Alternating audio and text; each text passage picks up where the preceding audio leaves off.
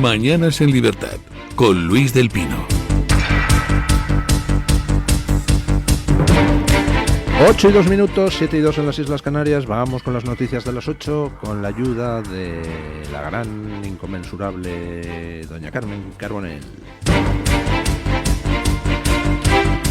Actualizamos la información a esta hora de la mañana contándoles que Friedrich Merz, el líder de la CDU, ganó las elecciones en Alemania y será el nuevo canciller tras el fracaso del gobierno de Olaf Scholz. Su partido obtuvo un 28,5% de los votos, menos de lo esperado, y ahora deberá negociar una coalición para formar gobierno. La AfD casi duplicó sus votos y jugará sin duda un papel fundamental en Alemania, mientras que el Partido Socialdemócrata de Olaf Scholz sufrió una gran caída y obtuvo su peor resultado histórico. De momento, Merz dice que no va a pactar con la AfD y que va a buscar una alianza rápida, posiblemente con los socialdemócratas y los verdes. A sus 69 años, Merz tendrá que enfrentarse al estancamiento económico, el auge de la derecha y la incertidumbre internacional. Ha prometido reforzar la influencia de Alemania en Europa, estrechar lazos con Francia y Polonia, endurecer la política migratoria, reducir impuestos y recortar 50.000 millones de euros en gasto social. Bueno, pues recuerdan ustedes esa expresión, lo de la cuadratura del círculo. Hace siglos, pues antes de que las matemáticas avanzaran lo suficiente, pues se utilizaban aproximaciones geométricas para tratar de encontrar el cuadrado que tiene la misma área que un círculo. Bueno, en fin, cosas que no iban a ninguna parte, pero de ahí nos ha quedado esa expresión, intentar la cuadratura del círculo para referirnos a algo que es imposible. ¿Qué va a pasar en Alemania? Bueno, una cosa son las campañas electorales donde uno tiene que lanzar mensajes de cara a convencer a los electores, de cara a despertar su entusiasmo o disipar sus miedos y conseguir que te voten a ti y no al de enfrente. ¿Cuál ha sido en la campaña pues lo que ha dicho por activa y por pasiva la CDU alemana, es decir, los populares alemanes? Pues que no iban a pactar de ninguna manera con la AfD, lo cual pues era algo que, lo crean o no lo crean, tienen que decir, porque si no, digamos que el voto anti-AfD se iba al Partido Socialista. Insisto, lo crean o no lo crean, lo tenían que decir. Y ayer, pues hombre, recién cerradas las urnas, no va a decir, os prometí en campaña que no iba a pactar con la AfD, así que ahora hago lo contrario. Hombre, no. Las cosas, eso lo hace Pedro Sánchez, que es capaz de decir hoy lo contrario exactamente de lo que dijo hace 12 horas, y encima pues hay electores que le aplauden. En Alemania los electores son un poquito menos tolerantes con los engaños burdos. ¿Quién es Merz? El tío que ha sido elegido, el actual líder de los populares alemanes. Pues hay que fijarse un poquito en su historia para tratar de prever qué es lo que va a pasar.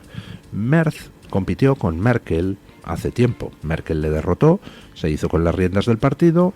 Merz, que es millonario, pues nada, se fue a su casa, abandonó temporalmente la política durante 9 años, estuvo trabajando en empresas de relumbrón. Y ya cuando Merkel termina de desaparecer, pues entonces Merz compite por 2 veces por la presidencia del partido, pierde y al final a la tercera se hace con ella.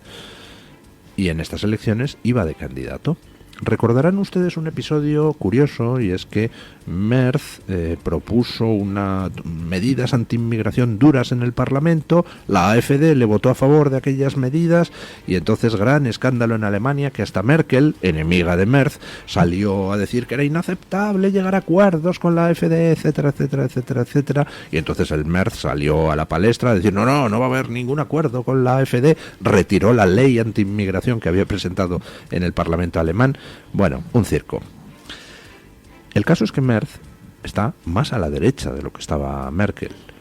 Merz es partidario de incrementar la competitividad en Alemania. Merz es contrario al tema de la inmigración masiva, quiere endurecer las leyes de inmigración. Merz quiere recortar el gasto social. Esas son sus promesas de campaña. Además de no pactar con la AfD. Con lo cual, ¿qué va a pasar ahora? Pues que pasamos de las campañas a la realidad. Y lo que va a pasar ahora es que Merz pues ofrecerá al Partido Socialista un acuerdo. Pero claro, intentar hacer un gobierno de coalición con el Partido Socialista, que se ha metido una castaña monumental obteniendo el peor resultado de su historia, que ha llevado a Alemania a una crisis económica brutal, a una crisis de seguridad brutal, etcétera, etcétera, etcétera, intentar pactar con el Partido Socialista alemán y al mismo tiempo mantener sus promesas de campaña en tema migratorio, en tema económico, etcétera, pues es imposible. Es la cuadratura del círculo. No puedes coger y decir, voy a respetar mis promesas de campaña con respecto al tema migratorio, donde soy partidario de mano dura, y con respecto al tema de reducir gasto social y impulsar otra vez la economía alemana. No puedo respetar eso y a la vez pactar con un Partido Socialista que no me va a dejar aplicar nada de eso. Con lo cual, yo lo que intuyo que pasará, conociendo cómo funcionan nuestros políticos y los de todos los países, pues lo que intuyo que pasará es que se van a iniciar las conversaciones entre entre la CDU, los populares, y los socialistas, y que esas conversaciones pues tardarán más o menos tiempo, habrá sus tiras y sus aflojas, y al final pues terminarán constatando que no pueden gobernar juntos. Porque es que no pueden gobernar juntos, salvo que la CDU ceda en sus planteamientos y desaparezca definitivamente, absorbida por la AfD, o salvo que el Partido Socialista ceda en sus planteamientos y entonces desaparezca definitivamente, absorbido por los del Podemos de allí, Die Linke. Es una situación muy complicada la que tienen en Alemania. Y yo imagino que lo que pasará será eso, que al cabo de varias semanas, X semanas, constatarán que no pueden encontrar un programa de gobierno común porque la CDU es partidaria de más mano dura en la inmigración, los socialistas dicen que no, la CDU es partidaria de recortar gasto social, los socialistas dicen que no pueden aceptarlo, y entonces una vez constatado que no puede haber ese tipo de acuerdo, pues entonces la CDU, Merz, dirá, lo he intentado, pero oiga, no he podido. Entonces voy a pactar un gobierno con AfD. Que por cierto, es lo que pasó en Austria. En Austria, inicialmente, los populares, pues dijeron que no pactaban con el FPO, que es la derecha soberanista de allí, se pusieron a negociar con socialistas y demás, no llegaron a nada. Los populares austriacos al final mandaron a tomar viento a su líder, le sustituyeron por otro partidario de negociar con la derecha soberanista, empezaron las negociaciones, pero las presiones desde Alemania, porque estaban en campaña electoral, pues hicieron que fracasaran también esas negociaciones y que se retomen las negociaciones con los socialistas en Austria. Ahora vamos a ver qué pasa en Austria. Lo mismo, se vuelven a retomar las negociaciones con la derecha soberanista. Europa está cambiando, no puede no cambiar, salvo que los populares alemanes y socialistas alemanes decidan encastillarse y seguir por el camino, aunque la linde se haya acabado, en cuyo caso lo que les espera es el hundimiento a ambos, y las siguientes elecciones las ganará la AfD por mayoría absoluta. Así que tranquilidad y paciencia. Se acaba de producir un terremoto político en Alemania, liberales fuera del Parlamento, socialistas peor resultado histórico, la derecha soberanista duplica resultados, y ahora tranquilidad. Empezarán conversaciones. Ya veremos cómo concluyen las conversaciones de los populares y los socialistas en Alemania. Vamos a ver de todo en los próximos meses en este continente que iba camino del abismo y que yo creo que va a tener que frenar. Mientras tanto, quien también tiene un problema se llama Begoña Gómez, y tiene un problema porque las empresas han contradicho ante el juez lo que Begoña Gómez declaró. Escuchen. La investigación en la Asamblea de Madrid sobre la cátedra de Begoña Gómez ha revelado contradicciones sobre un software que varias empresas aseguran haber entregado a la Universidad Complutense de Madrid, pero que la propia universidad dice no encontrar. Indra, Telefónica y Marking Science testificaron que depositaron el software en una carpeta de Google Cloud supuestamente habilitada por la Complutense, mientras que Begoña Gómez y su equipo niegan su existencia. El vicerrector de Tecnología de la Universidad Complutense también afirma no haber hallado rastro de este proyecto. Recordemos que el software de Begoña Gómez, que tenía un coste de casi 300.000 euros, fue presentado en el año 2023 como una plataforma piloto para pymes y que fue la propia Begoña Gómez la que registró la marca a su nombre. Pero bueno, ¿qué me dice usted? O sea, que el software que Begoña Gómez decía que en realidad no existía y que por tanto no se la puede acusar de apropiarse de un software, pues que en realidad no había sido hecho, dicen Indra y Google que sí, que ellos enviaron el software a la Complutense, lo depositaron en una carpeta en la nube. Y la Complutense dice que eso no lo encuentra, Begoña Gómez dice que no existe, las empresas dicen que sí que lo han puesto. Bueno, realmente eso no tiene tampoco demasiado misterio judicial, porque eso se puede rastrear tanto en los sistemas de las empresas que dicen haberlo enviado. Oiga, en las copias de seguridad y los históricos pues queda rastro de todo ese tipo de cosas. Y también se puede ver en la propia Complutense, investigando los históricos y copias de seguridad. O sea, aquí alguien miente. O mienten Indra y Google, o miente la Complutense, o miente Begoña Gómez. Si las empresas mienten, entonces es que ese software no se depositó en la nube en ningún momento. Si quien miente es la Complutense, entonces se depositó en la nube, pero la Complutense lo sacó de allí. O a lo mejor resulta que las empresas dicen la verdad, la Complutense también dice la verdad, es decir, las empresas mandaron el software, la Complutense no llegó a tener el software en sus manos porque antes Begoña Gómez lo sacó de la nube. ¿O cómo va el asunto?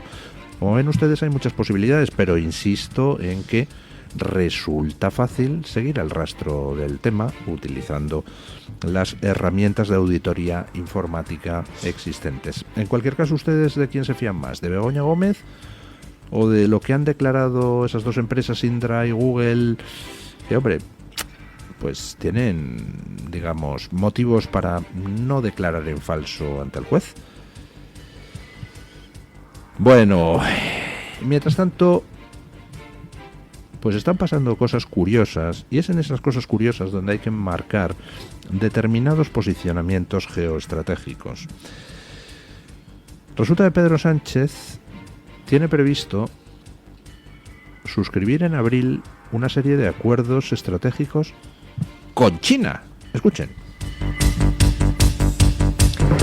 Pedro Sánchez planea fortalecer la relación de España con China como alternativa a la estrategia de Donald Trump. Su próximo viaje a Pekín, previsto para el mes de abril, busca cerrar acuerdos estratégicos en sectores clave como infraestructuras, energía e inteligencia artificial.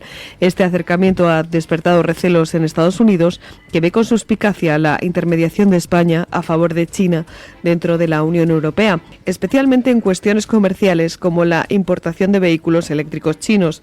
Mientras tanto, China intenta ganarse la confianza europea y ve en España un aliado clave. Este será el tercer viaje de Pedro Sánchez a China desde el año 2023, reforzando su perfil internacional en un contexto de inestabilidad política y desafíos internos en su gobierno. Lo dijo Vance con toda la claridad en la conferencia de seguridad de Múnich y lo está repitiendo por activa y por pasiva Donald Trump en todos los foros. Estados Unidos contempla a China como un enemigo infinitamente más peligroso que Rusia, especialmente en el Pacífico. Y Estados Unidos se quiere volcar en enfrentar, contener a China. Por dar algún dato, ¿Rusia es peligrosa? Respuesta sí, claro, es una dictadura. Rusia tiene un ejército potente de 1,5 millones de hombres. Rusia se gasta 70.000 millones de dólares al año en defensa. Rusia es un país grande, con mucha población, con 2 billones de PIB. Así que sí, Rusia, por no ser una democracia, y ser un país gordo, pues es una amenaza. ¿Y China? China es una dictadura mucho más feroz que la rusa. China es un país que hace 5 años empezó a encerrar en campos de reeducación a los uigures de la región de Xinjiang. Más de 1 millón de personas encerradas en campos de reeducación, un genocidio denunciado por todos los organismos internacionales, incluyendo Amnistía Internacional, la ONU, etcétera. Abortos forzados, esterilizaciones forzadas, exterminio cultural, torturas generalizadas. Eso es China. En Rusia no hay campos de exterminio, de reeducación de este estilo, ¿eh? Rusia es una dictadura donde se mata a opositores, pero esta especie de machaque, genocidio a gran escala, no se está dando en Rusia. Se puede conceptuar como genocidio lo que hacen con los ucranianos, pero en el interior de Rusia, es decir, para evaluar su carácter de dictadura, Putin no tiene nada que ver con China. China es muchísimo más siniestra. Y en gasto militar, pues resulta que China tiene 2 millones de hombres frente a 1,5 millones que tiene Putin, soldados. China tiene unas reservas de hombres infinitas, cosa que Rusia tampoco tiene tantas. Y China gasta 4 veces más que Rusia en presupuesto militar. Perdón, 3 veces y pico. Rusia gasta 70.000 millones de dólares al año, China 230.000 millones al año. ¿Quién es más peligroso para Occidente? China controla en estos momentos buena parte de las infraestructuras logísticas mundiales, controla la buena parte de las tierras raras y el procesamiento de las tierras raras, controla buena parte de las tecnologías necesarias para todo el sector renovable, para toda la fabricación de baterías. China se ha hecho con la producción industrial en numerosos campos, arruinando a las empresas occidentales. Lo vimos en la pandemia. Nos quedamos desabastecidos de ciertas cosas porque ya llegan todas de China. ¿Quién es más peligroso? ¿China o Rusia? Yo creo que no hay color. Ambos lo son, pero vamos, a 2 niveles absolutamente diferentes. Con lo cual, pues lo que hace Estados Unidos geoestratégicamente, pues no entro en la cuestión moral, pero geoestratégicamente tiene sentido. El más peligroso es China. Y si puedo introducir una cuña entre los dos, Rusia y China, y evitar que los dos trabajen como aliados, pues no es, geoestratégicamente hablando, ninguna tontería. Frente a eso, Europa va y dice que, como Trump piensa no confrontar con Putin, que entonces ellos van a acercarse a China. O sea, que hay que confrontar con Putin porque es un dictador peligroso y nos acercamos a China, que son todavía más dictadores y más peligrosos. Está muy bien, ¿verdad? ¿Por qué Sánchez va a China a suscribir acuerdos estratégicos? Pues muy sencillo. Money makes the world roll around the world, roll around the world. Sánchez va allí gracias a la inestimable labor de lobby de un señor que se llama Zapatero, que no pierde ocasión de trabajar para todas las dictaduras más infectas. ¿Hay derecho a eso? ¿Es moral? ¿Impulsar acuerdos con una China dirigida por un partido comunista genocida? Y además con una China con ambiciones expansionistas enormemente preocupantes, como pueden atestiguar los taiwaneses o los filipinos, con los que las escaramuzas militares son habituales ya en el mar de la China meridional, porque China quiere apropiarse de los recursos de hidrocarburos existentes en esa zona. Bueno, pues ahí está Pedro Sánchez jugando a que España se convierta en aliado de China. Eso sí, hoy Sánchez va a viajar a Kiev porque dice que le preocupa mucho la libertad, la lucha por la libertad, y entonces va a ir a expresar su apoyo a Zelensky. Pero en abril va a viajar a suscribir acuerdos estratégicos en China porque le preocupa mucho también la libertad, claro. Bueno, vamos con lo de la visita hoy a Kiev. El presidente español Pedro Sánchez viaja este lunes a Ucrania para participar en la cumbre del tercer aniversario del inicio de la invasión rusa que se cumple hoy. No es el único presidente que acude a reunirse con Zelensky. Se trata de una visita organizada por la Unión Europea en la que otros líderes también participan. La visita ocurre en un momento en el que Estados Unidos y Rusia han comenzado a discutir una posible paz, sin en un primer momento sentar en la mesa a Ucrania ni a la Unión Europea. De momento, España ha contribuido con más de 400 millones de euros a la reconstrucción de Ucrania y ha firmado un acuerdo de seguridad bilateral por 10 años que incluye el apoyo militar, la asistencia humanitaria y la colaboración en materia de defensa. Yo creo que en el fondo casi todos decimos lo mismo. La lucha por la libertad está bien, hombre, por supuesto. Además los españoles tenemos tradición en ese tema de luchar contra los invasores. ¿La lucha por la libertad es heroica y elogiable? Sí. ¿Se debe animar a los pueblos a luchar por su libertad? Sí. Ahora bien, lo que no se puede hacer es decirle a un pueblo, oye, lucha por tu libertad, y al mismo tiempo dedicarse a darle dinero al enemigo de ese pueblo, que es lo que hemos estado haciendo los europeos durante 3 años. Durante 3 años hemos hecho grandes discursos patrióticos animando a los ucranianos a morir en el frente combatiendo al invasor ruso. Y yo he hecho esos discursos porque creía en ellos. Y sigo creyendo en que combatir al invasor es noble, es heroico, es elogiable y es defendible.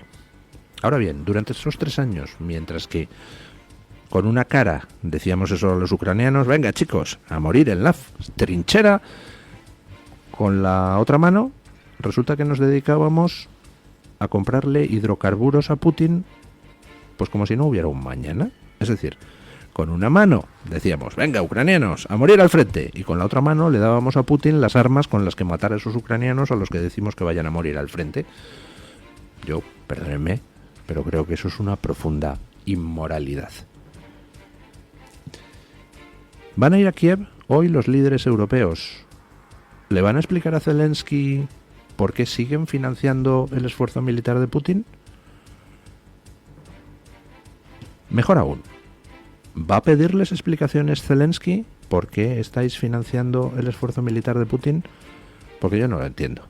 Yo no entiendo estas visitas para darse todos palmaditas. Tercer aniversario de Ucrania. Aquí, Zelensky, machote, venga, ala, sigue enviando a tu gente al frente mientras nosotros compramos a Putin gas para que compren las armas con las que matar a los ucranianos que envías al frente. ¿Me quieren decir de qué hablan en privado todos estos?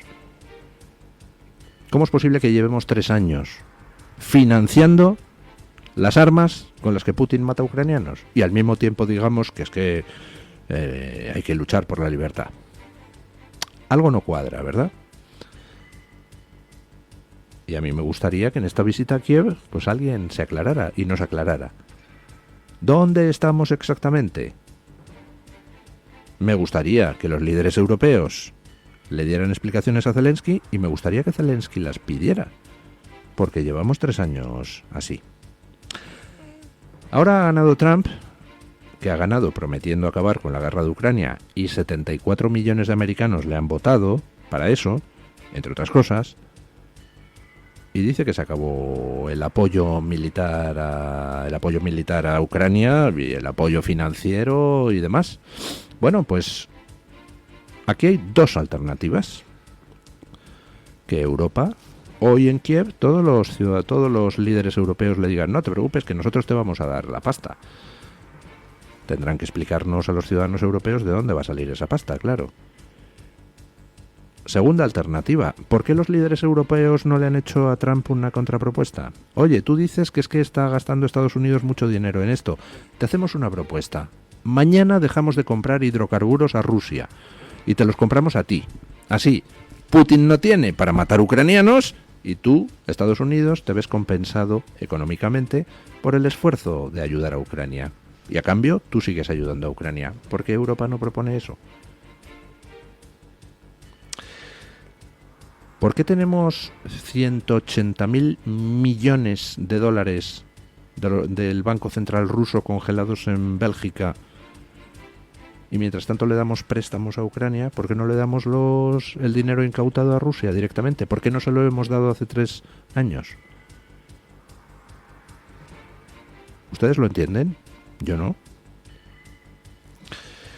Puse el otro día en Twitter un hilo con el tema de la ayuda americana a Ucrania. Y hacía una serie de preguntas. Me gustaría saber dónde está el dinero de la ayuda humanitaria. 14.000 millones de dólares entregados por Estados Unidos, en teoría, para ayuda a los refugiados ucranianos por Europa. 14.000 millones de dólares que han sido gestionados a través de ONGs europeas. ¿Cuánto ha llegado de eso a los refugiados ucranianos en Europa? O si quieren les resumo todo esto, porque si llevamos 3 años con una guerra infinita, donde animamos a los ucranianos a morir y al mismo tiempo financiamos a Putin y luego hay por ahí ONGs manejando cantidades millonarias, pues tengo la sospecha de que hay mucha gente haciendo mucho dinero con la guerra de Ucrania.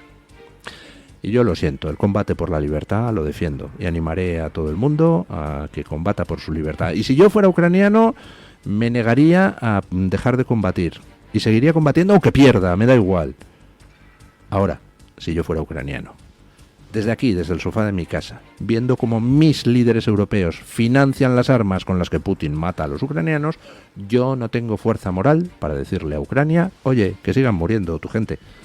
No tengo fuerza moral porque es que somos nosotros los que estamos matando a los ucranianos, pagándole a Putin las armas. ¿Cómo le voy a decir a Ucrania, oye, pa'l frente, que ya me encargo yo de darle a Putin armas para que te maten? Basta ya, ¿no?, de hipocresía asquerosa. En fin,